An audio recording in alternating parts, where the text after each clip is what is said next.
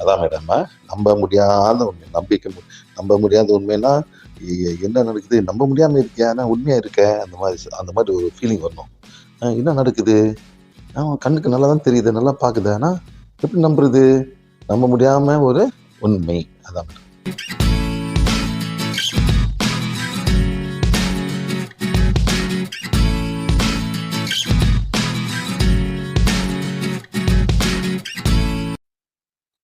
பரமாத்மா, தெய்வீக தந்தை, தெய்வீக தாய், என் உயர் ஆன்மா, என் ஆன்மீக ஆசிரியர்கள், உதவியாளர்கள், வழிகாட்டிகள், அனைத்தும் குணமாக்கும் தேவதைகள்,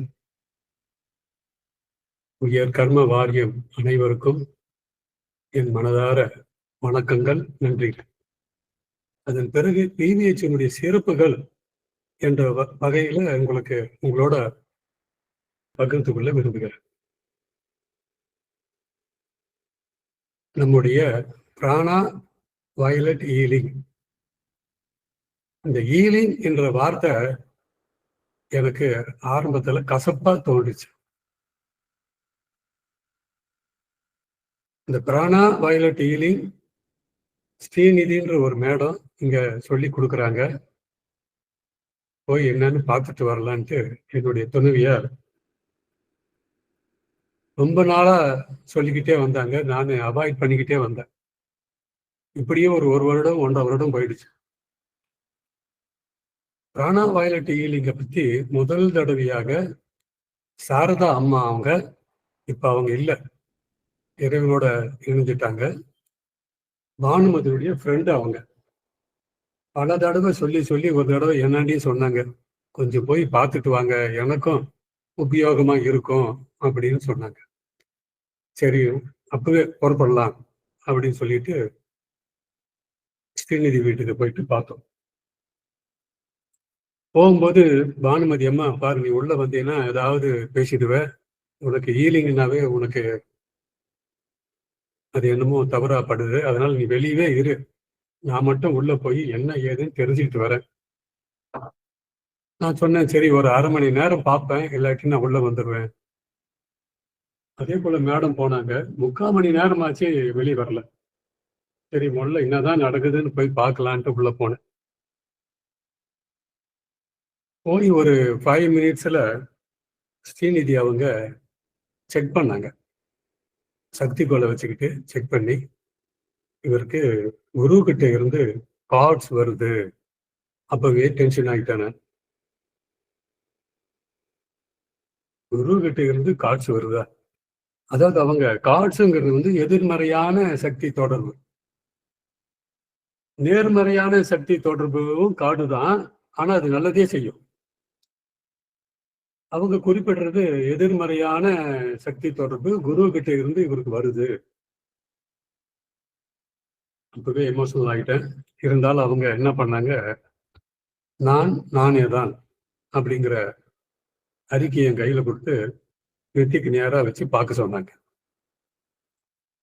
அடுத்த சில நிமிடத்துல குரு கார்டு போயிடுச்சு. ஏன்னா ஏற்கனவே மேடம் சொல்லி கூட்டிட்டு வந்தாங்க, எந்த காரணம் கொண்டு எந்த ஆர்குமெண்ட்டும் நீ பண்ணக்கூடாது, என்னன்னு கேட்டுட்டு வந்துடணும். அதே போல அவங்க வரும்போது அந்த ஆன்மீக அறிக்கையும் மன்னிப்பு அறிக்கையும் ஒரு சக்தி கோலும் எங்களுக்கு 2 பேருக்கும் தனித்தனியா கொடுத்தாங்க. பிறகு இது என்ன ஏதுன்னு கேட்கும்போது அவங்களால விளக்க முடியல. அன்னைக்கு சிவா சார் மலேசியால இருக்காரு. அவரு பல வகுப்புகள் எடுத்திருக்காரு. அந்த சிடி கேசட்டா இருக்கு, உங்களாண்ட தரேன், நீங்க கொண்டு போய் பார்த்துட்டு நீங்களே என்னன்னு தெரிஞ்சுக்குங்க, அதன் பிறகு ஏதாவது சந்தேகம் இருந்தா கேளுங்கன்னாங்க. 2015 நவம்பர் மாதம் நினைக்கிறேன் அவங்கள மீட் பண்ணும்போது வீட்டுக்கு வந்துட்டு அந்த கேசட் எல்லாம் போட்டு பார்த்தேன். ஏற்கனவே என்னுடைய முன்னோர்களுடைய ஆசையாலையும் என்னுடைய தாய் தந்தையரினுடைய ஆசையாலையும் சின்ன வயதில் இருந்த பல மகான்களையும் ஞானிகளையும் துறவிகளையும் நெருக்கமா பழகக்கூடிய வாய்ப்பு எனக்கு தொடர்ந்து கிடைச்சிக்கிட்டே வருது இப்ப வரைக்கும். அந்த முறையில அந்த கேசட்டை பார்த்த உடனே அந்த 2-3 வகுப்பு பார்த்தேன். பார்த்த உடனே என்னுடைய மனைவி கிட்ட பகிர்ந்துக்கிறேன். ரொம்ப அருமையான விஷயத்த சொல்றாரு. இது உலகத்துக்கு உலகம் முழுவதும் இந்த கல்வி பரவணும் அப்படின்னு என்னுடைய ஆதங்கத்தை அப்பவே நாங்க 2 பேருமே சிவா சாரை பார்க்கல, சிவா சார் வகுப்புக்கு போல. ஆனாலும் ஒரு உணர்வு எங்க 2 பேருக்கும் அவரை அடிச்சு ஒரு வகுப்பு கோவையில நம்ம ஏற்பாடு பண்ணணும். அந்த கேசட்டை திருப்பி கொடுத்துட்டு ஸ்ரீநிதி கிட்ட பகிர்ந்துக்கிட்டோம். ஸ்ரீநிதி சாரு கேட்காம அனுமதி தர முடியாதுங்க, அவரு எப்படி முடிவு எடுக்கிறாரோ அதன்படி பண்ணலாங்கன்னு சொல்லிட்டு சாருக்கிட்ட போன்ல பேசினாங்க. இந்த மாதிரி கிருபாகரன் பானுமதி அப்படின்னு சொல்லியிருக்காங்க. சரின்னு பண்ணலான்னு அனுமதியும் கொடுத்துட்டாரு. அதன் பிறகு டேட்டும் கொடுத்தாங்க. 2016 ஜனவரி பிப்ரவரி டைத்துல டிஏஆர் பாரடைஸ் மகால முதல் வகுப்பு, சாருடைய வகுப்பு, நேரடி வகுப்பு நாங்க கலந்துக்கிட்டோம். அந்த கலந்துகிட்ட பிறகு எங்களுடைய வகையான ஒரு வாழ்க்கையில என்ன மாற்றம் பாத்தீங்கன்னா,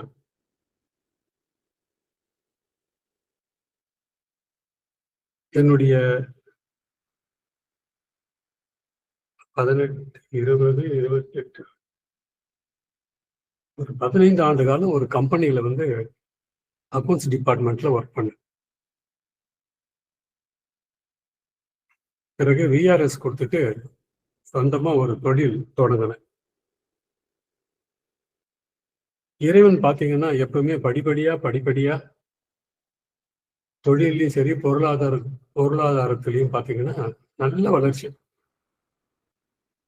ஒரு அருமையான ஒரு மகான், ஈடு இணையில்லாத ஒரு மகான் எனக்கு துணையா கிடைச்சாங்க. அவங்க எல்லா விதமான யோக பயிற்சியும் தியான முறைகளையும் மறைபொருள் விளக்கம் முழுமையாகவும் எங்களுக்கு கற்றுக் கொடுத்தாங்க. அப்போ அந்த நிலையில பாத்தீங்கன்னா படிப்படியா வளர்ந்து வந்துகிட்டே இருக்கும்போது ஒரு ஃபியூ இயர்ஸுக்கு அப்புறம் ஒரு பெரிய ராபரி, ஒரு கொள்ளை, பிசினஸ்ல கொள்ளை. என்னுடைய மூலதனத்தினுடைய முழு 90% கொள்ள போயிடுச்சு. மீண்டும் குருவை பாக்குறேன். இந்த மாதிரி நடந்ததை சொல்றேன், எல்லாம் என்னுடைய கர்மா.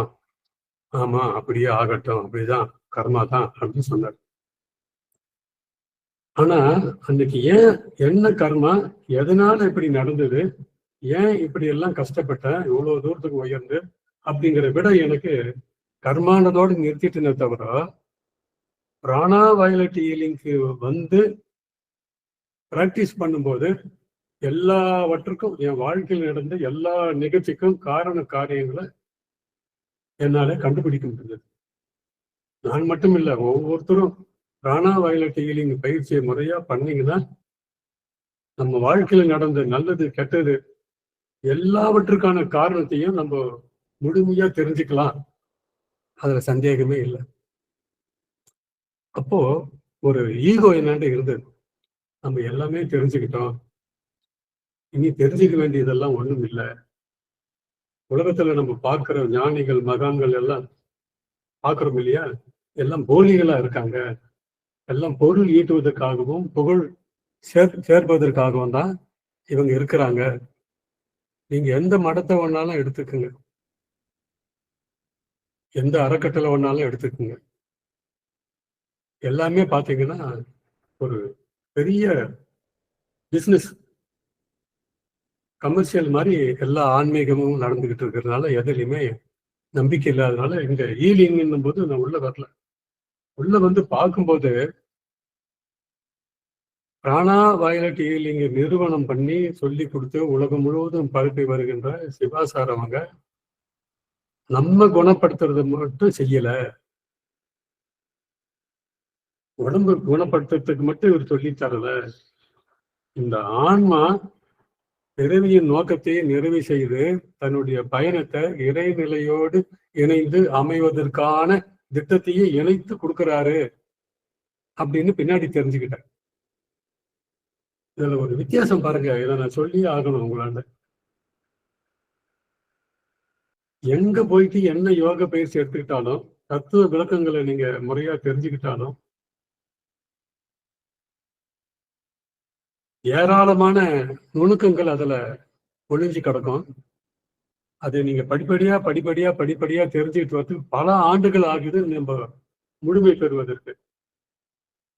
நான் நினைச்சிட்டேன் என்னுடைய 35 வயசுல நான் எதெல்லாம் தெரிஞ்சுக்கணுமோ எல்லாத்தையுமே தெரிஞ்சுக்கிட்டேன். இனி தெரிஞ்சுக்கிறதுக்கு ஒண்ணும் இல்லை. எதை தெரிஞ்சுக்கிட்டா எல்லாம் தெரிஞ்சுக்க முடியுமோ அதை நான் தெரிஞ்சுக்கிட்டேன்ற ஒரு ஈகோ இருந்தது. ஆனாலும் வாழ்க்கையில் இந்த துன்பங்கள் இன்பங்கள் மாறி மாறி மாறி வருது. இதை சமாளிக்கக்கூடிய அறிவும் திறமையும் அந்த ஞானமும் இருந்தாலும் கூட இந்த சிக்கலில் இருந்து முழுசா வெளிவர முடியல. இந்த பிராண பைலட் ஹீலிங்ல அதற்கான காரணத்தையும் சொல்லி அதில் இருந்து எப்படி வெளியே வர்றது, இந்த உலகத்துல இருக்கிற இந்த உலகம் முழுவதும் எத்தனை விதமான தத்துவ வேதங்கள் இருந்தாலும் எல்லா சமயங்களிலும் மதங்களிலும் அங்க சொல்லப்படாத ஒரு ரகசியத்தை வெளிப்படையா சிவா சார் வந்து பிராணா வயலட் ஹீலிங்ல சொல்றாரு. நீங்க எந்த குரு கிட்ட போய் எந்த யோக பயிற்சியும் எந்த ஞானமும் நீங்க பெறணும்னா உங்களுக்குன்னு ஒரு தேடுதலும் ஒரு புரிந்து கொள்ளுகின்ற அறிவும் திறமையும் இருந்தா மட்டுமே நீங்க அதை அறிஞ்சு கொள்ள முடியும். ஆனா பிராணா வயலட் ஹீலிங் அப்படி இல்லை. ஒன்றும் தெரியாத அப்பாவி மக்கள், பாமர மக்கள், எழுத படிக்க தெரியாவிட்டாலும் பரவாயில்ல, அவங்க அனைவருமே இதுவரைக்கும் வேதங்களால ரகசியார்த்தமாக வைக்கப்பட்ட எல்லா ரகசியத்தையும் மிக சுலபமாக எளிமையாக எல்லாரும் புரிஞ்சுக்கிற வகையில அவரு விலைக்கு தர்றது எனக்கு ரொம்ப ஆச்சரியமா. எல்லாரும் புரிஞ்சுக்க முடியும். எல்லா மனிதரும் எல்லா மக்களும் நலமா வாழ்வதற்கான வழியை கண்டுபிடிச்சு நமக்கு எளிமையா கொடுத்துருக்காரு. அது என்ன எளிமையான 2 விஷயம்? அப்போ நம்ம வாழ்க்கையில நம்ம பிறந்து வாழறது எல்லாமே ஒரு கர்மான்னு நம்ம அனைவருக்குமே தெரியும். ஆனா அந்த கர்மா உண்டாவதற்கான காரணம் என்ன? முற்பிறவி கர்மாவை இருக்கலாம், இந்த பிறவி கர்மாவை இருக்கலாம்லாம் நம்ம சொல்றோம், உண்மை. ஆனாலும் பெரும்பாலும் இந்த பிறவியில நம்ம சேர்த்து கொள்ளுகின்ற கர்மா நம்மை உடனடியாக பல சோதனைகளுக்கும் சிக்கல்களுக்கும் துயரங்களுக்கும் நோய்களுக்கும் காரணமாயிடுது. அங்க யோக நூல்களை நமக்கு எப்படி சொல்லி கொடுத்தாங்கன்னு பாத்தீங்கன்னா,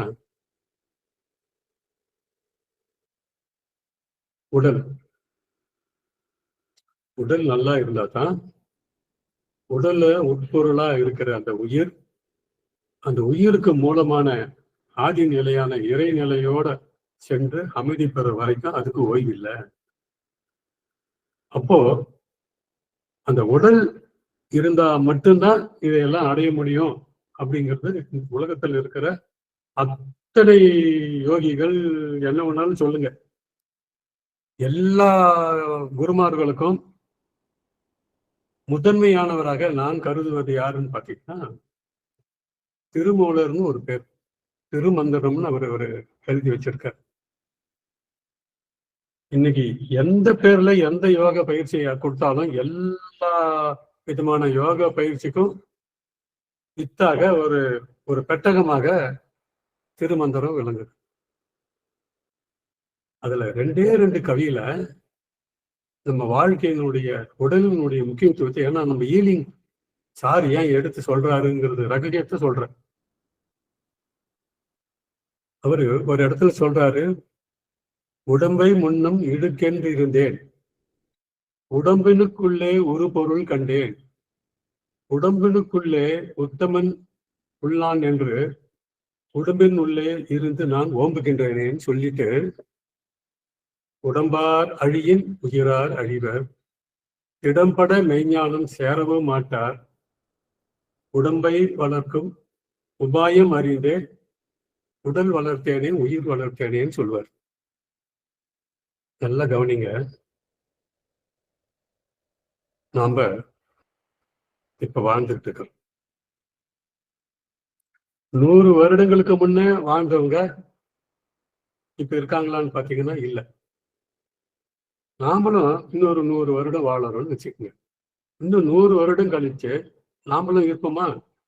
இந்த பூமி மேல இருக்கிற அத்தனை பேரும் 100 வருடம் கழிச்சு இருக்க மாட்டோம். ஆனா ஒரு உண்மை என்னன்னு பாத்தீங்கன்னா, உங்க ஆன்மா அழியறது இல்ல. இந்த உடல் மட்டும்தான் அழிஞ்சு போகுது. அப்போ அந்த உடல் உறுதியா இருந்தாதான் இந்த ஆன்மா உடல்ல இருந்து எல்லா அற்புதமும், இன்பம், துன்பம் எல்லாம் அனுபவிச்சு, நல்லது எல்லாம் அனுபவிச்சு 4 பேருக்கு நல்லது செய்ய முடியும்னாக்கா உங்க உடல் நல்லா இருக்கணும். அப்பதான் உயிர் வந்து அப்போ அந்த உயிர் அங்க யோக நூல் எதுக்குது பிவிஹெச்சுக்கு நான் இணைச்சு சொல்றேன்னு சொன்ன பார்த்தீங்களா? யோக நூல்கள் பார்த்தீங்கன்னா 7 மையங்கள். மூலாதாரம், சுவாதிஷ்டானம், மணிபுரகம், அநாகதம், விசுத்தி, ஆக்னை, சகசிராரம். நல்லா கவனிங்க. இந்த 7 சக்கரத்துக்கு முதன்மையானது, ஆதாரமானது, இந்த உயிருக்கு மூலமானது எதுன்னு பாத்தீங்கன்னா மூலாதார சக்கரம். இந்த மூலாதாரத்துல தான் உங்க உயிர் தங்கியிருக்கு. உயிர்னும் போது எல்லா ஜீவன்களும் ஆண் பெண். அப்போ மனிதன் எடுத்துக்கிட்டாலும் ஆண் பெண்.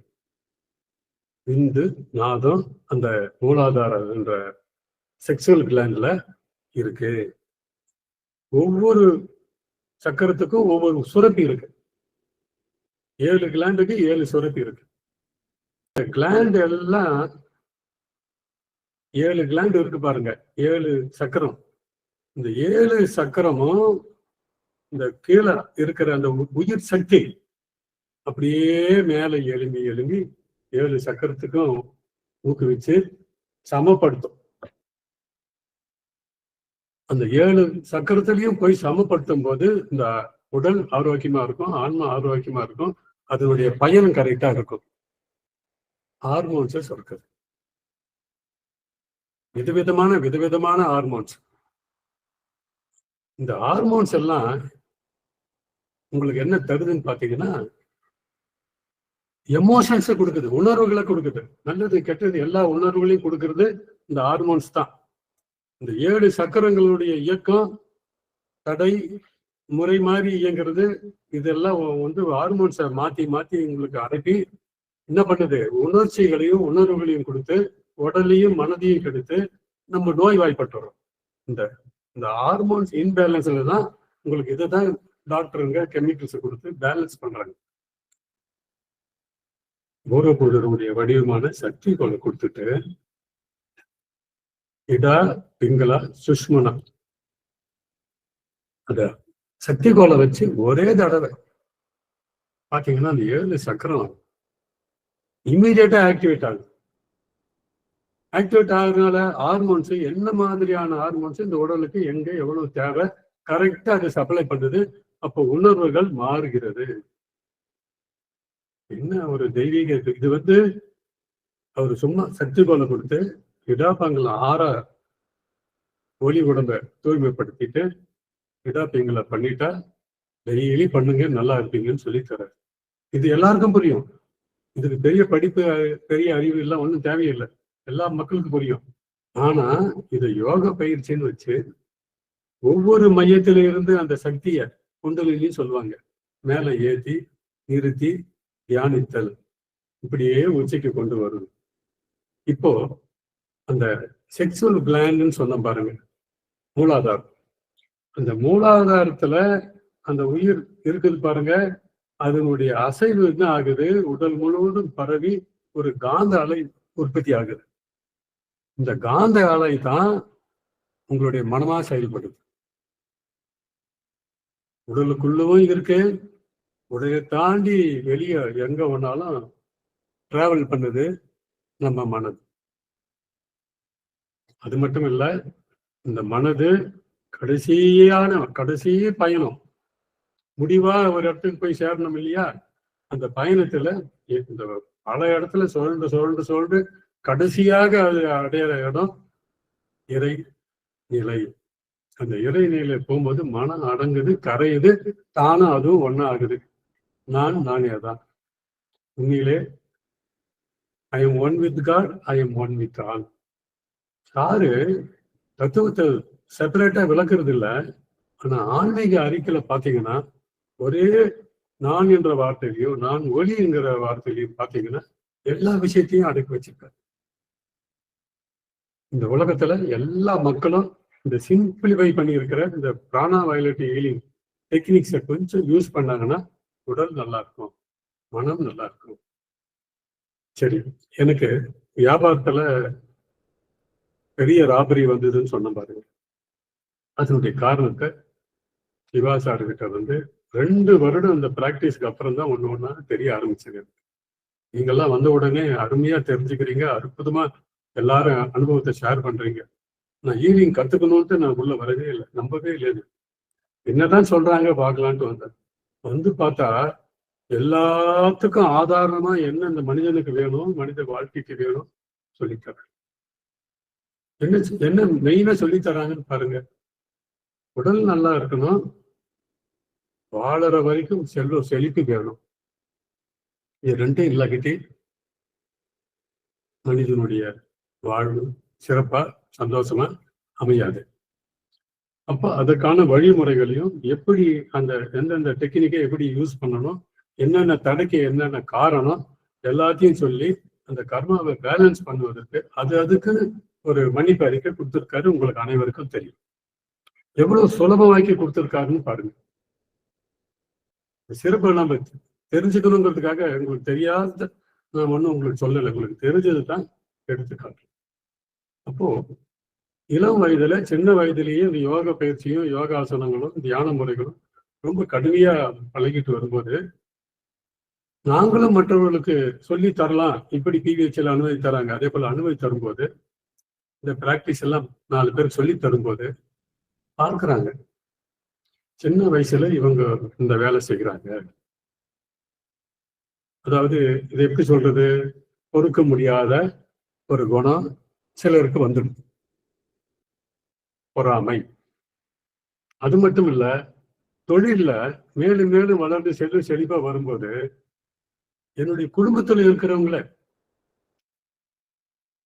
கால் தெரியல, இப்படி செலவு பண்ணி வாழுறாங்க, பணம் இருக்கிற திமிரு மனசுக்குள்ள அவங்க நினைக்காங்க, சந்தேகமே இல்லை.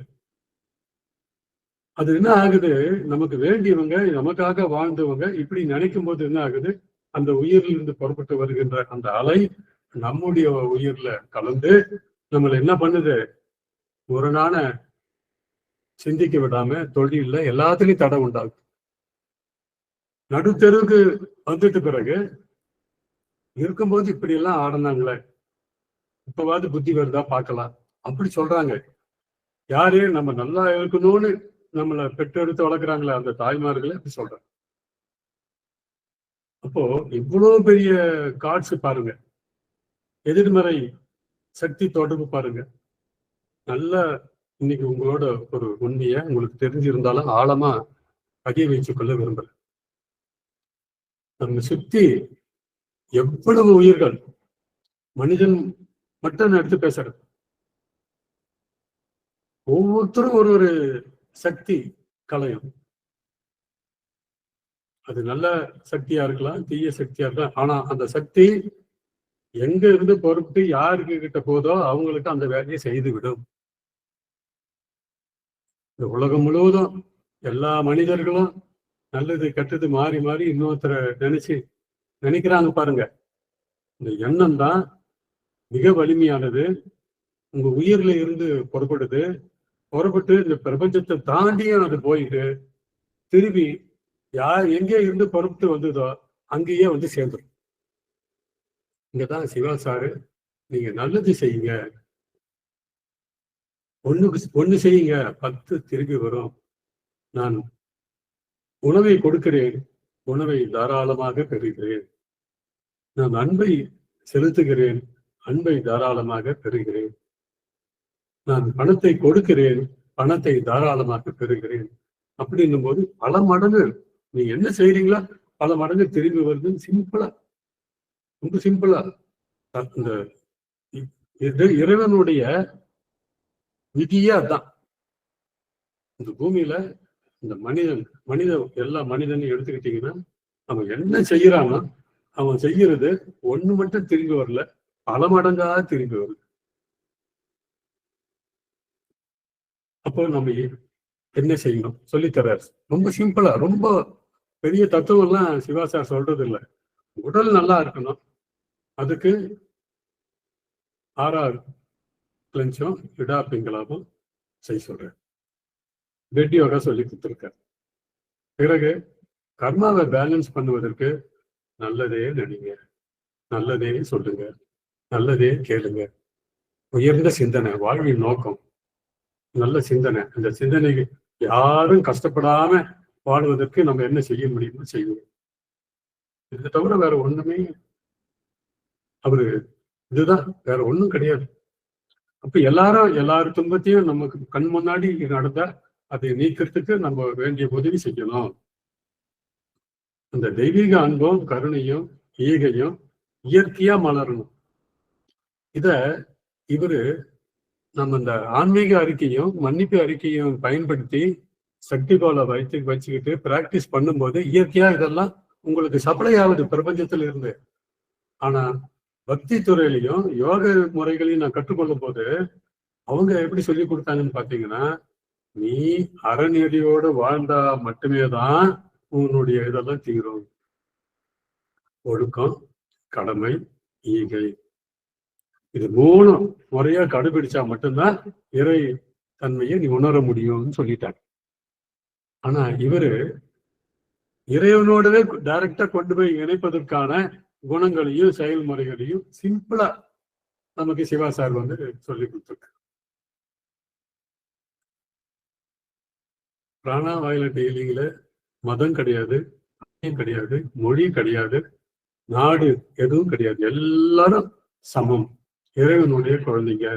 அந்த இறைத்தன்மை இருக்குன்னு சொல்லி தானாகவே இந்த உடல் குணப்படுத்திக் கொள்ளும் என்ற உண்மையை சொல்லி நமக்கு சொல்லித்தராங்க. ஆனா இன்னொரு உண்மை பாருங்க, சிவா சார் நமக்கு இன்னைக்கு கற்றுக் கொடுக்கறது இந்த பூமியில 1000 ஆண்டுகளுக்கு முன்பே நம் முன்னோர்கள் உணர்ந்து வாழ்ந்தாங்க. புதியதா ஒண்ணும் இல்லை.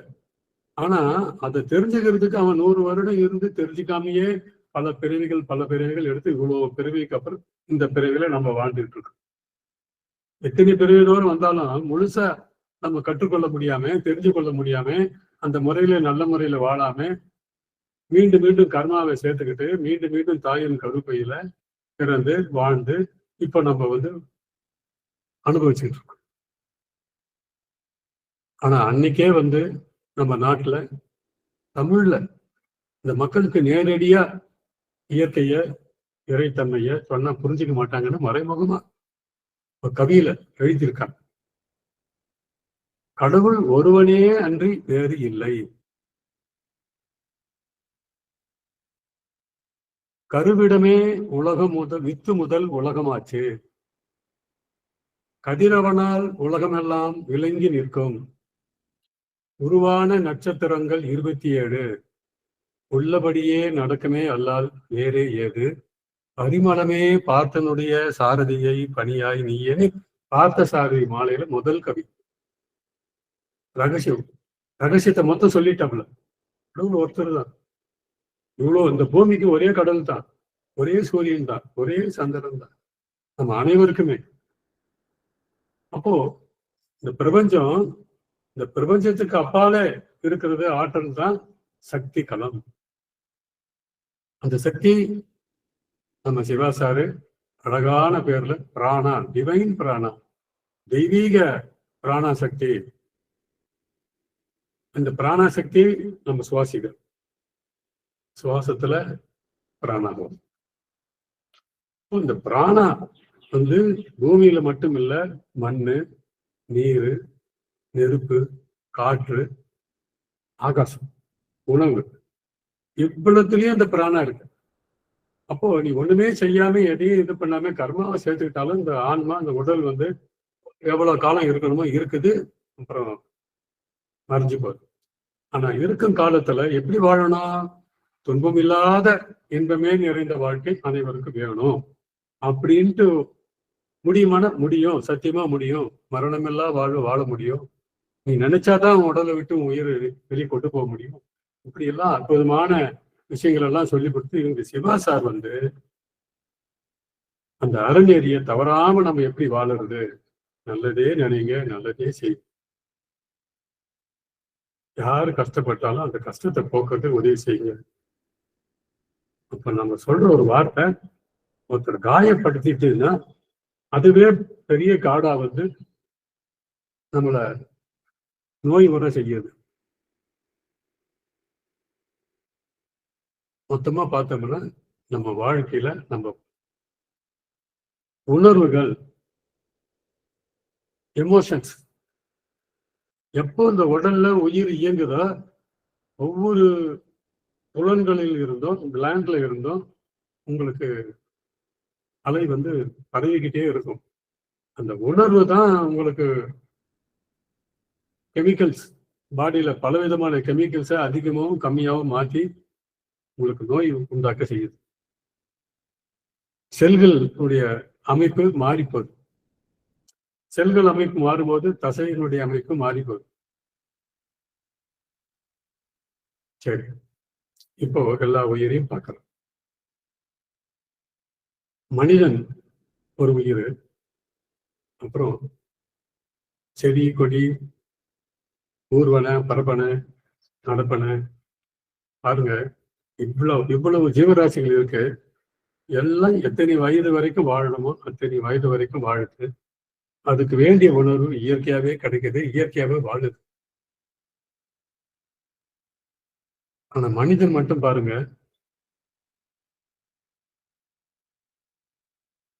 படிக்கணும், வேலைக்கு போகணும், சம்பாதிக்கணும், பணம்னு ஒண்ணு கண்டுபிடிச்சிட்டாங்க.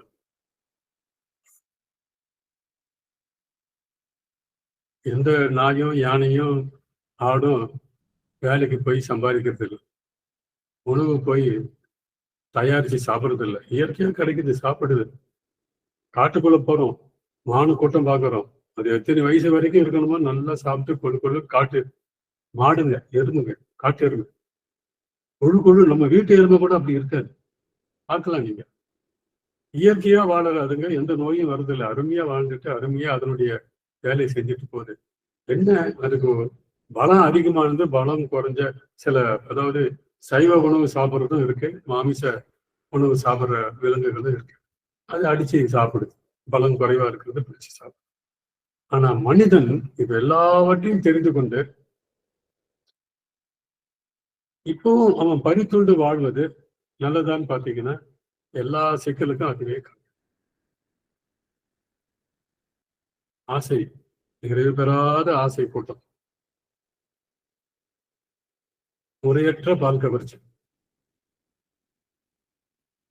இப்படி பல தவறுகள் மனிதன் வாழ்க்கையில செய்து தீர்க்க முடியாத துன்பத்திற்கு ஆளாகிறான். இதெல்லாம் சரி பண்ணுவதற்கு பாத்தீங்கன்னா இந்த சக்தி கொலை கொடுத்துட்டார். நெத்திக்கு நேரம் வைத்து சொல்லி, நான் தெய்வீக நெருப்பாக இருக்கிறேன், நான் இறைவனின் விருப்பத்திற்கேற்ப தூய்மையாக வாழ்கிறேன். இந்த கொடுத்த ஒரே மந்திரம் இது ஆக்னா சக்கரத்துல வச்சு சொல்லும் போது உங்க ஆன்மாவுக்குள்ள போய் இம்ப்ரிண்ட் ஆகுது, பதியுது. சுயமாவே உங்களுக்கு என்னென்ன உணர்வு வரணுமோ தானா வரும். உங்க உடல்ல இருக்கிற ஹார்மோன்ஸுடைய மாற்றம் வரும். இதை பிராக்டிஸ் பண்ண பண்ண பண்ண பண்ண பாத்தீங்கன்னா ஒரு 21 daysல பாத்தீங்கன்னா ஒவ்வொருத்தரும் சத்தியமா ரியலைஸ் பண்ணிடுவீங்க. வாழ்க்கை முறையை நீங்களே மாற்றிக்கொள்வீங்க. எது வேணும் எது வேணும்னு கரெக்டா தீர்மானிப்பீங்க. அத்தகைய ஒரு ஞானம் சுயமாவே எல்லாருக்கும் வந்துடும். முதல்ல பாத்தீங்கன்னா நம்ம யோக பயிற்சி செய்யும் போதே ஒரு அளவுல குடும்பத்துல வந்து நம்ம சரி பண்ணிக்கிட்டோம். இதுல ஒரு முக்கியமான விஷயம் என்னன்னு பாத்தீங்கன்னா, சொல்லி வயலட் ஹீலிங்ல முக்கியமான விஷயம் வந்து கர்மா. கணவன் மனைவி கர்மாவினுடைய சேர்ப்பு. பெரும்பாலான திட்டங்களை மனைவி சொல்வதை கணவன் கேட்க மாட்டாரு, கணவன் சொல்வதை மனைவி கேட்க மாட்டாங்க. அப்படியே கேட்டுக்கொண்டாலும் பெரும்பாலும் கணவர் மீது குறைய மட்டும் பார்த்து சொல்லுகின்ற மனைவிமார்களும், மனைவி கிட்ட குற்றம் கண்டுபிடிச்சு சொல்லுகின்ற கணவன்மார்களும் நான் நிறைய இடத்துல பார்க்கிறேன். அப்போ குடும்பத்துல இதுவே பிணக்கா மாறுது. அதெல்லாம் சரி பண்ணுவதற்கு பாத்தீங்கன்னா எந்த அளவுல பிராணா வயலட் மன்னிப்போ தெய்வீக எரிப்போ உதவுன்னு உங்களுக்கு எல்லாருக்குமே தெரியும். இப்போ எப்படி நான் கடைபிடிக்கிறேன்னு கேட்டுட்டீங்க. 10 வருடம் ஆயிடுச்சு பிராணா வயலட் ஹீலிங்க்கு வந்துட்டு. ஆனா ஒரு 2-3 மாதத்துக்கு பின்ன எனக்கு கிடைச்ச தெளிவு உங்களோட பகிர்ந்துக்கிறேன். கணவன் மனைவி மட்டும். இப்ப என்ன செய்யறது? அந்த அம்மாவை நினைச்சு, பானுமதி மேடம் என்னை மன்னிச்சிடுங்க, மனசுக்குள்ள தயவு செய்து என்னையும் என் குடும்பத்தையும் மன்னிச்சிடுங்க. அதாவது பிராணா வயலட் ஹீலிங்ல கர்மாவை பேலன்ஸ் பண்ண முதல் படி மன்னிப்பு, 2வது படி நன்றி. பானுமதி மேடம் நன்றி நன்றி நன்றி. பானுமதி என் அன்புக்குரிய வாழ்க்கை துணை பானுமதியை நான் மிகவும் நேசிக்கிறேன். இந்த மாதிரி 4 வார்த்தை மன்னிப்பு, நன்றி, அன்போடு அவங்கள நேசித்தல், இது 3 இணைச்சு சொல்லும் போது குடும்பத்துல எவ்வளவு புகைச்சல் இருந்தாலும் கூட அங்க சமநிலைக்கு வந்துடுது. ஒருத்தர் ஒத்து உதவி வாழக்கூடிய இது. நாட் ஒன்லி கணவன் மனைவி, இதே போல குழந்தைங்க எல்லாருக்கிட்டையும் இந்த பயிற்சி சார் சொல்லி கொடுத்த மன்னிப்பு, நன்றி உணர்வு, நேசித்தல், இது 3 இணைச்சு பல வெற்றிகள். இதே மாதிரி பொருள் துறையில பார்த்தீங்கன்னா பிராணா வயலட் ஹீலிங் நுழையும் போது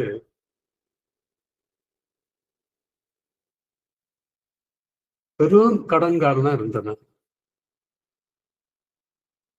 இப்போ தொழில் செய்யறது இல்லை, கன்சல்டிங் கொஞ்ச காலம் செஞ்சுக்கிட்டு இருந்தேன். அக்கௌண்ட்ஸ்ல டாக்ஸ் கன்சல்டிங் பண்ணிக்கிட்டு இருந்தேன். செல்வ செழிப்புக்கான அவர் சொல்லிக் கொடுத்த டெக்னிக் பயன்படுத்தினேன்.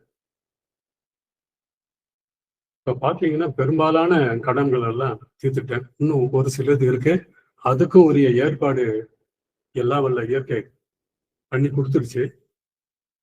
பேச்சுவார்த்தை பண்ணி அதையும் சுமூகமா முடிச்சுட்டு, இறைவா உன்னுடைய ஆசையால என்னை வெளியே கொண்டு வா, இது வரைக்கும் வாழ்ந்தது எல்லாம் போறோம், இனி மக்களுக்கு எனக்கு தெரிஞ்சதெல்லாம் சொல்லணும், அதுக்கு நீ உறுதுணையாகவும் பாதுகாப்பாகவும் இருக்கணும் அப்படிங்கிற எண்ணம் இப்ப வந்துகிட்டு இருக்கு. இவ்வளவும் பிராணா வயலட் ஹீலிங்ல கிடைச்ச மாற்றங்கள் தான். எல்லாம் வல்ல இறைநிலையில இருந்து பஞ்சபூதங்கள் தோன்றி ஓரறிவு முதல் 6 அறிவு நாமளும் வந்திருக்கும் பார்த்தீங்களா. இன்னைக்கு வரைக்கும் எந்த உயிரும் ஒன்னோட ஒண்ணு நெருங்கி இருக்குமே தவிர சேர்ந்து இருக்கவே இருக்க. அப்படிங்கிற அணு முதற்கொண்டு இந்த பிரபஞ்ச ரகசியம் விஞ்ஞானம் பார்த்தீங்கன்னா நெருங்கி ஒரு தோற்றமா தெரியுமே தவிர அது ஒன்னோட ஒண்ணு இணைஞ்சே இருக்காது. அதே போல ஆன்மா பரமாத்மாவோட நெருங்கி இருக்க முடியுமே தவிர மெர்ஜ் ஆக முடியாது. உள்ள இணையலாம், அவ்வளவுதான். ஆனா அதை தூக்கி வீசிட்டு திருப்பி. அதுபோல எந்த உறவும் நம்ம வாழ்க்கையில நெருங்கி இருக்கலாமே தவிர நம்ம அதுக்கு மேல எதிர்பார்க்க கூடாது. அது தனி சுயற்சி, தனி எண்ணம். அந்த சுதந்திரம் ஒவ்வொரு ஆன்மாவுக்கும் உண்டு. அது கணவனானாலும் மனைவியா இருந்தாலும் பெற்ற குழந்தைகள் ஆனாலும் இந்த உண்மையை உணர்ந்துகிட்டா அவங்களுக்கு முழு சுதந்திரம் கொடுத்துடலாம். நம்ம வகுப்புக்கு ஒருத்தர் டைவர்ஸுக்கு போயிட்டார். அவரு செக் பண்ணாக்கா எல்லா தவறும் அவர்கிட்ட இருக்கிறது நல்லா தெரியுது. அப்படின்னு நேரடியா சொல்ல முடியுமான்னு சொல்ல முடியாது. பாருங்க, உங்க மேலேயும் தவறு இருக்கு, நீங்க மன்னிப்பு படிங்க, சரியாகும். அவங்களுக்கு உங்களையும் இணைச்சு படிங்க, அப்படித்தான் நம்ம சொல்லி கொடுக்குறோம். ஆனா அவரு என்ன நினைக்கிறாரு, நான் ஆணு, நான் சொல்றதைத்தான் நீ கேட்கணும், நீ ட்ரெஸ் இப்படி பண்ணக்கூடாது, இந்த மாதிரி சுடிதார் போடக்கூடாது, இப்படி பார்க்கறதுக்கெல்லாம் குற்றம். உதாரணத்துக்கு இதை எடுத்து சொன்னேன். இந்த மாதிரி மனநிலையில திருமணம் பண்ணிக்கிட்டு சக்சஸ்ஃபுல்லான லைஃப் வாழ முடியுமான்னு முடியாது. அந்த அன்பு கொடுத்து அன்பு பெற்று ஒருத்தருக்கு ஒருத்தர் ஒத்து உதவி வாழ்வதற்கு தான், இந்த இயற்கை தேவைகளை சமப்படுத்துவதற்கு தான் இந்த ஆண் பெண் நட்பும் திருமணமும் தாம்பத்தியமும் எல்லாமே. இது தெரியாம நீ இப்படிதான் இருக்கணும், அப்படிதான் இருக்கணும், மரியாதை தரல, எப்படி பேசுற, அப்படி பேசுற. பாத்தீங்கன்னா நிறைய குடும்பங்க அந்த ஆன்மாவுடைய ரகசியத்தை புரிஞ்சிக்காததுனால மதிக்காம வாழறது, மதிப்பு கொடுக்காம வாழறது அப்படின்னு தெரிஞ்சுக்கிட்டேன். நான் என்னுடைய பேத்தியா இருக்கட்டும், பேரனா இருக்கட்டும், பையனா இருக்கட்டும், மனைவியா இருக்கட்டும், இந்த எதுவும் எதிர்பார்ப்பது இல்லை அப்படிங்கிற முடிவு எனக்கு இயற்கை கற்றுக் கொடுத்துருச்சு. அப்போ அந்த இயற்கைக்கு நன்றி. அப்போ எதிர்பார்ப்பு இல்லாக்கிட்டாவே நம்ம நிறைவா வாழலாம், எல்லாரோடும் இணைந்து வாழலாம். பெரும்பாலும் எல்லாம் வல்ல இறைவன் பிறக்கும் போது எல்லாருக்கும் முழுமையா ரொம்ப சிறப்பா நிறைவா கொடுத்துருக்கான். பூர்வ ஜென்ம கர்மா இருந்தா மட்டும்தான் வேற மாதிரி இருக்கும். மற்றபடி அருமையா எல்லாமே முழுமையா கொடுக்குறோம். ஆனா வாழும் காலத்துல நாம செயல்படுற விதம் இருக்கு பாருங்க, அந்த செயல் நம்ம தவறாலே தான் நமக்கு சில பாதிப்புகள் வரும்போது என்ன ஆகுது, எமோஷன்ஸ் வருது, உணர்வுகள் வருது, ஹார்மோன்ஸ் மாறுது, உடம்பு பாதிப்பு கண்டிப்பா உருவாகுது. அப்போ நம்ம மனநிலை கரெக்டா வச்சுக்கிட்டு இருந்தா தான், நம்ம எண்ணத்தை கரெக்டா வச்சுக்கிட்டு இருந்தா தான் உடல் நலம் நல்லா இருக்கும். நீங்க எங்கேயும் போய் எதுவும் செய்ய வேண்டியதில்லை. உங்களுக்கு எது சரியோ அந்த உணவை சாப்பிடணும். நல்ல நல்ல முறையில நல்ல சிந்தனையையும் நல்ல செயலையும் கொண்டு வந்தாவே வெளியிருந்து வர கர்மாவை காசை தடுத்துக்கலாம். அப்பதான் நம்ம உடல் ஆரோக்கியமா இருக்கும். உணவு சாப்பிடுறது, உடற்பயிற்சி செய்யறது மட்டும் நம்ம உடம்ப கரெக்டா வச்சுக்க முடியுமான்னா சத்தியமா முடியாது. அப்போ நம்ம சூழ்ந்து இருக்கிறவங்க யாரு, அம்மா அப்பா, உடன் பிறந்தவங்க, சகோதரர்கள் சகோதரிங்க, நண்பருங்க, உடன் பணிபுரிபவங்க, கணவன் மனைவி, இவங்க கிட்ட இருந்து எதிர்மறையான எண்ணம் வராம இருந்தா தான் நம்ம உடல் நல்லா இருக்கும். தெரிஞ்சுக்கிட்ட பிறகு, ஃபாலோ பண்ண பிறகு, நான் எந்த அளவுக்கு உடல் நலத்தால பாதிச்சனோ படிப்படியா ஒரு நம்பிக்கை, நம்ம முதல்ல இருந்த நம்பிக்கை எனக்கு மீண்டும் திரும்பி வந்திருக்கு. பிராணா வயலட் ஹீலிங் மறுபிறை 10 வருடத்துக்கு முன்ன இருந்த வாழ்க்கை வேற, இப்ப கிடைச்சி நம்ம போகலாம் அப்படிங்கிற அளவுக்கு ஒரு நம்பிக்கையும் தைரியமும் பிராணா வயலட் ஹீலிங் பிராக்டிஸ் பண்றதுனால நாம ஆரோக்கியமா இருக்கணும்னா இப்படித்தான் இருக்கணும்னு நமக்கே தெரியுதுமா. ஆனா அதை ஃபாலோ பண்ணாம வேற உணவு சாப்பிடக்கூடாதுன்னு தெரியுது, சாப்பிட்டுறோம். அப்ப அந்த வெளியே வரத்தானே செய்யும். தெரிஞ்சுக்கிறோம், இந்த உணவு சாப்பிட்டேன் சேரல, அடுத்த முறை சாப்பிடக்கூடாது. உடற்பயிற்சி கரெக்டா செஞ்சா உடல் எல்லாம் இயக்கம் நல்லா இருக்கு. அதே 2 நாள் செய்யறது, 2 நாள் செய்யறது இல்லை. அப்படின் போது அதுக்கு தகுந்த மாற்றங்களும் ஹார்மோன்ஸ் சேஞ்சஸும் உடல்ல உண்டாகுது. ஆகவே உணவு, உழைப்பு, உறக்கம், உடல் உறவுன்னு சொல்லுவாங்க பெரியவங்க. இது எதையுமே மனுஷன் அதிகமாகவும் பண்ணக்கூடாது, குறைவாகவும் கூட அளவா உபயோகிச்சு வாழ்ந்தா அவன் இருக்கிற வரைக்கும் நலமாகவும் மகிழ்ச்சியாகவும் மற்றவர்களுக்கு உதவியாகவும் வாழ முடியும் என்று சொல்கிறேன். இந்த டீச்சிங் ப்ரொஃபஷன் முதல்ல கவர்மெண்ட் செமி கவர்மெண்ட்ல அக்கௌண்ட்ஸ் டிபார்ட்மெண்ட்ல ஜாயின் பண்ணேன். அது மாதம் அந்த பில்லுல தப்பு கண்டுபிடிச்சு சம்பளத்துல குடிச்சுப்பாங்க. பெண்கள் எல்லாம் அழுவாங்க, சார் அதை கொஞ்சம் மாத்தி போடுங்க சார். என்ன மாத்த மாட்டேன், தப்புன்னு எழுதி வச்சிருக்கேன். பார்த்தேன் 6 மாதத்துக்கு மேல அங்க வேலை செய்யல, வெளியே வந்துட்டேன். ஆனா வருமானம் வேணும்ல. அப்போ வீட்லயே டியூஷன் எடுப்பேன், இந்த அக்கௌண்டன்சி கிளாஸ் எடுப்பேன். அப்போ 1 மணி நேரத்துக்கு ஒரு பேட்ச் வரும். காலையில இந்த லெவல்ல, அப்புறம் இந்த அக்கௌண்ட் டெஸ்ட் படிக்கிற கவர்மெண்ட் எம்ப்ளாயிஸ் எல்லாம் வருவாங்க. இப்போ ஒவ்வொரு மணி நேரத்துக்கு ஒரு கிளாஸ் நடக்கும்போது ஒரு டீ சாப்பிடுவேன். இப்படி பாத்தீங்கன்னா ஒரு நாளைக்கு 13 டீ 14 டீ சாப்பிடுவேன். டீயே உணவா இருந்துச்சு. தயிர் சாப்பாடு தான் பெரும்பாலான ஆகாரம். அப்புறம் பழக வடை சாப்பிட்ற பழக்கம், தினம் ஒரு வடை சாப்பிட்டுருவேன்.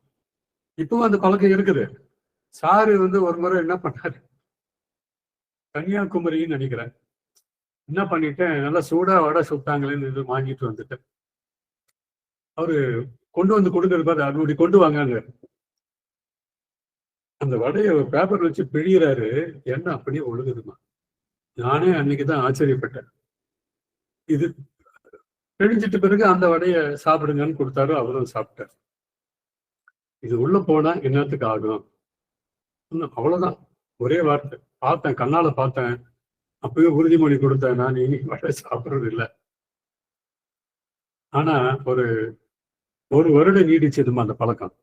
திருப்பி வெளியே போனா வடை சாப்பிட்டுறோமா. ஆனா சாறு பிழிஞ்சாப்புல நல்லா பிழிஞ்சு சாப்பிடுறது. இதுல என்னன்னு பாத்தீங்கன்னா, என்னுடைய அனுபவத்துல பாத்தீங்கன்னா, நம்மள பெரும்பாலும் நம்ம என்னதான் விளக்கம் பெற்று வாழ்ந்தாலும் கூட இந்த பழக்கம் பெரும்பாலும் நம்மளை ஜெயிச்சிடுதுமா. அப்ப அந்த பழக்கத்தை நாம ஜெயிக்கணும். அப்பதான் இந்த விளக்கம் நமக்கு பயன்படும்ங்கிறது இன்னைக்கும் நான் அந்த போராட்டத்தில் தான் இருக்கிறோமா. முழுசா வெற்றி பெறலாமா. டீ குறைச்சிட்டேன். நான் 14 டீல இருந்து 4 டீக்கு வந்துட்டேன். வடை ஒண்ணு எப்படி சாப்பிட்டுக்கிறேன், ஒண்ணு விட்டு ஒரு நாளைக்கு ஒண்ணு சாப்பிட்டுக்கிறேன். தப்பு செஞ்சிடறோம் இல்லம்மா. அதை ஜெயிக்கிறவங்களுக்கு ஆன்ம சக்தி கூடணும். அந்த பிராண சக்தி ரொம்ப ஸ்ட்ராங்கா இருக்கு வச்சுக்கலாம். நீங்க என்ன நினைக்கிறீங்களோ நடத்த முடியும். நடத்த முடியாம போறதுக்கு காரணம் அந்த இம்பேலன்ஸ் ஆகுது பிராண உடம்புக்குள்ள.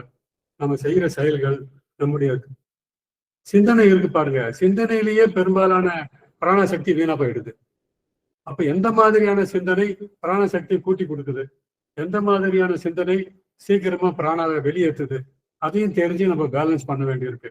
இப்போ இந்த விஷயத்த பேசும்போது என்னாவது பிராணா நமக்கு ஜாஸ்தி கிடைக்குது. புற நிகழ்ச்சிகளை பேசும்போது என்னாவது அதிகமா பிராணம் செலவாகுது, உடலும் பாதிக்குது. தெரியுது, நம்ம ஜாக்கிரதையா எதை நினைக்கணும் எதை நினைக்க கூடாது, அந்த முடிவு யார் எடுக்கணும்? என்னுடைய மனசை தான் எடுக்கணும், நான் தான் எடுக்கணும், நான் தான் என்ன மாத்திக்கணும். பிராணா வயலட் ஹீலிங் ஃபாலோ பண்ணும் பிறகுதான் இந்த சேர்ல உட்கார்ந்துட்டு இருக்கு. இந்த சேர்ல இவ்வளவு நேரம் உட்காருவதற்கு எனக்கு உதவி செஞ்ச உனக்கு நன்றி. எந்த பொருளை பார்த்தாலும் எதை அனுபவிச்சாலும் அதுக்கு நன்றி சொல்லக்கூடிய ஒரு முறை தானா நமக்கு தோன்றுது. அதனால ஒரு தட்டுல உணவு தண்ணி எடுக்கும் போதும், இந்த தண்ணி எங்க இருந்து வருது, அந்த தண்ணிய முதல்லலாம் இஷ்டத்துக்கு தண்ணி தானேன்னு செலவு பண்ணுவோம். தண்ணி போல செலவுன்னு சொல்றாங்க இல்லையா, அது போல இப்போ ஒரு பாத்திரத்துல குடிச்சு அந்த தண்ணியை பயன்படுத்திட்டு இன்னொரு பாத்திரத்துல ஊத்திட்டு இப்படியே பல பாத்திரத்தை கழுவிட்டு மீண்டும் கொஞ்சம் தண்ணி சிக்கனமா பண்ணும்போது அந்த மதிப்பு, அந்த தண்ணிக்கு நன்றி. பாருங்க, இந்த உலகத்துல இவ்வளவு பேர் இருக்கும். காலையில எழுந்திரிச்சா காவலி வேணும், துணிமணிகளை சுத்தம் பண்ணி தண்ணி வேணும், உடல் தூய்மை பண்ண தண்ணி வேணும். தண்ணி இல்லாம நம்ம தண்ணி தான் உடம்புல கூட பாத்தீங்கன்னா 75% அதான் இருக்கு, ரத்தமா ஓடிட்டு இருக்கு. அப்போ அந்த தண்ணியை நம்ம எத்தனை பேர் மதிச்சு அதை செலவை முறையா பயன்படுத்துறோம்னு பாருங்க. தண்ணி எல்லாத்தையும் வாங்கி கொள்ளும். நீங்க எவ்வளவுதான் அதுல நீங்க உங்களுடைய அசுத்தத்தை நீங்க இது பண்ணாலும் அது வாங்கி நம்மள சுத்தம் பண்ணிடும். அத்தகைய சிறப்பு இருக்கிறதால்தான் புனித நீர்னே பேரு தண்ணிக்கு. எல்லா நீருமே புனித நீர் தான், கங்கை மட்டும் இல்லை, எல்லாமே புனித நீர் தான். எல்லா அழுக்கையும் எல்லாத்தையும் எடுத்து நம்மளை சுகமா புத்துணர்வா வைக்கிறதுக்கு எப்பவுமே துணையா இருக்கு நீர். பஞ்சபூதத்துல முக்கியமானது, பஞ்சபூதம் அனைத்துமே விசேஷமானது. அதுல நீரினுடைய இது எவ்வளவு சொன்னாலும் தகும். டூ குட் டு பி ட்ரூன்னு ஒரு முதல்லாம் வரும், அந்த வார்த்தைங்க வரும். உண்மையிலேயே பிவிஹெச்ல சொல்றதெல்லாம் உண்மை, அவ்வளவும் உண்மை. ரொம்ப எளிமையா நமக்கு சொல்லி கொடுத்துருக்காங்க. நான் பிவிஹெச் வர்றதுக்கு முன்னாடியே பாத்தீங்கன்னா நல்ல ஆசான்கள்லாம் எனக்கு கிடைச்சதுனால அந்த மெயின் உணர்வு உண்மை உணர்வுன்னு சொல்லுவாங்க. அந்த உண்மை உணர்வு வர்ற வரைக்கும் ஒரு மனிதன் நல்லது கெட்டது செஞ்சுக்கிட்டு தான் இருக்கும். பேசுறது வேற, அந்த உண்மை உணர்வோடு இணைஞ்சு வாழறது வேற. நம்ம அனைவருமே உண்மை உணர்வோடு வாழக்கூடிய ஒரு பயிற்சி முறை பிராணாயாமங்களை எளிமையா நேரடியா கலப்படம் இல்லாம கொடுத்துருக்காரு நம்ம சிவா சார். இப்போ இதுக்கு முன்னாடியே பாத்தீங்கன்னா அந்த யோக பயிற்சிகள்லாம் நான் பண்ணும்போதே பாத்தீங்கன்னா, அதுக்கு முன்னாடி குடும்பத்துல பாத்தீங்கன்னா நெசவாளர் கூட எங்க குடும்பம் பெரும்பாலும் காட்டுல இருந்து கீரைகள் அந்த மாதிரி பறிச்சுட்டு கூழ் களி இந்த மாதிரி உணவு முறைங்க. வழிபாட்டு முறையில பாத்தீங்கன்னா சிவனை முதன்மையாகவும் முருகனை குடும்ப தெய்வமாகவும் எல்லாம் வழிபாடு செய்தாங்க. அதே வழியில வந்ததுனால நானும் தமிழ்நாட்டுல எத்தனை கோவில் இருக்கு அத்தனை கோயிலுக்கு நான் போயிருக்கேன். என்னுடைய தாயார் வள்ளலார்களுடைய இதை பின்பற்றும் போது என்னுடைய இன்னொரு தாத்தா ஃபாலோ பண்ணும்போது அந்த சின்ன வயதில் நல்ல நினைவு இருக்கு. ஒரு 10 வயசு இருக்கும்போதே வடலூருக்கு கூட்டி போயிருக்காங்க, நல்ல ஞாபகம் இருக்கு. அப்ப அந்த முறைகள் எல்லாம் வரும்போது எனக்கு தெரிஞ்சு டிவிஹெச்சுக்கு வர்றதுக்கு முன்னாடி கூட சார் ஒரு முறை வீட்டுக்கு வந்தார் பாருங்க. அப்ப கூட 24 மணி நேரம் தீபம், அந்த வள்ளலாருடைய அந்த விளக்கு வச்சு அது மட்டும் இருக்கும். வேற எந்த உருவப்படமும் வீட்டுல இருக்காது. எல்லா சாமி படமும் எடுத்து கொண்டு போயிட்டு எப்போ இறைவன் அருவமானவன் எங்கும் நிறைந்தவன் எல்லாத்துக்கும் மூலமானவன் உணர ஆரம்பிச்சோம்னோ அன்னைக்கே உருவ வழிபாடு பண்றதுல நமக்கு விடுபட்டு போச்சு. அதையெல்லாம் பிரியமானவங்களுக்கெல்லாம் எடுத்து கொடுத்துட்டேன். ஆனா ஒண்ணு மட்டும் என்னால விட முடியல. எனக்கு வழிகாட்டின அந்த குருனுடைய போட்டோ எல்லாம் அங்கங்க வச்சுக்கிட்டு இருந்தேன். அப்போ சார் ஒரு வருடம் 1.5 வருடத்துக்கு அப்புறம் முதல்ல தனியா பேச வாய்ப்பு கிடைக்கும் போது சொல்றாரு. என்ன சொல்றாரு? ராணா வயலுக்கு ஹைலைட்டே அதானுங்க. நம்ம எதையாவது ஒண்ணு தொடர்பு வச்சுக்கிட்டு, தொடர்புன்னா காடுங்க, தொடர்பு வச்சுக்கிட்டு அந்த இணை பிரியாம இருக்கிறதுனால என்ன ஆகுது, இறைவனுடைய தொடர்பு நமக்கு கட் ஆயிடுது. நான் குருவை பிடிச்சுக்கிட்டு அதை ஃபாலோ பண்ணிக்கிட்டே பெரிய விஷயம் ஃபாலோ பண்ணும்போது இந்த பக்கம் கடவுள் கை கொடுக்குறாரு, வா உன்னை நான் நீ என்ன விரும்புறியோ அங்க கொண்டு போறேன்ட்டு. இந்த பக்கம் குருவை விட மாட்டேங்கிற. இப்ப சாரு சொன்னாரு, உங்களுக்கு இத்தனை குருமார்கள் உங்களுக்கு இருந்தாலும் யாராவது ஒருத்தர் என்னை வணங்குன்னு சொன்னாங்களா? இல்ல இல்ல, இந்த முறையில வாழ்வு முறை தானே சொல்லி கொடுத்தாங்க. சொல்லி கொடுத்த அவங்களுக்கு நன்றி பாராட்டி இந்த மெய் உணர்வு வழியா நீங்க பயணம் செய்வதற்கு இறைவனை அளவா நீங்க பிடிக்கணும். இறைவனை பிடிச்சிருந்தா இன்னைக்கு எத்தனையோ படி ஏறி நீங்க போயிருப்பீங்களே அப்படின்னு சொன்னார். அது ரொம்ப ரொம்ப முக்கியமான விஷயம். பிராணா வயலட் ஹீலிங்ல நம்ம வேற தொடர்பை இணைப்பை வச்சுக்கிட்டு இருந்தோம்னா, குருவனுடைய தொடர்பு வேற, குருவுக்கு நன்றி செலுத்துவது வேற, மரியாதை செலுத்துவது வேற. அந்த குருவே தெய்வமா நான் வணங்கிட்டு இருந்ததுனால என்னாச்சு, அந்த இறைவனுடைய தொடர்பு அவ்வப்போது டிஸ்டர்ப் ஆகி என்னால மேற்கொண்டு சக்சஸ்ஃபுல்லான ஒரு பயணம், வாழ்க்கையிலையும் சரி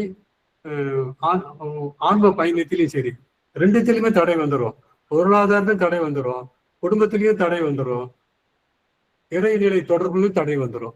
அப்போ உண்மை என்னன்னு பாத்தீங்கன்னா, எதனோடு தொடர்பு வைக்காம வாழணும். இதைத்தான் பெரியவங்க துறவு அப்படின்னு சொன்னாங்க. நாம என்ன நினைச்சுக்கிட்டோம், எல்லாத்தையும் துறக்கிறது துறவுன்னு நினைச்சோம். இப்போ உதாரணமா சமையல் செய்யறோம், சமையலுக்கு நெருப்பு வேணும், சாதம் வந்துடுச்சு, அப்ப என்ன செய்யறோம், நெருப்பு அப்ப தேவையில்லை, நிறுத்திட்டு சாதத்தை இறக்கி வச்சா பயனாகும். இல்ல, நெருப்பு எப்பவுமே நமக்கு துணைதான், தொடர்ந்து நெருப்பு கொடுத்துட்டே இருந்தோம்னா கருகி போயிடும் உணவு. அது போல வாழ்க்கையில எல்லா தொடர்பும் எந்த அளவுக்கு வைக்கணும், எதுக்கு மேல அதை துறக்கணும். உறவு துறவு இதுல ஒரு தெளிவு நமக்கு கரெக்டா இருந்ததுன்னா இறைவனை தவிர வேற யாரையும் நம்ம பிடிச்சிக்க மாட்டோம். அப்போ வாழ்க்கையில எப்பவுமே ஒரு தெளிவும் சிந்தனையும் வழிமுறையும் தானாவே இன்ட்யூஷனா உங்களுக்கு சப்ளை வந்துகிட்டே இருக்கும். அதுதான் பேசுது, இப்ப அதுதான் அன்பு செலுத்துது, அதுதான் நமக்கு உணவு வேணும் கொடுக்குது. அப்ப இதெல்லாம் உங்களுக்குள்ள இருக்கிற அழிவு பெற நிலையான அழிவில்லாத உங்க ஆன்மா தான் இறைவனோட சம்பந்தப்பட்டது. அதனாலதான் அதை ஒளின்னு சொன்னாங்க, பொறின்னு சொன்னாங்க.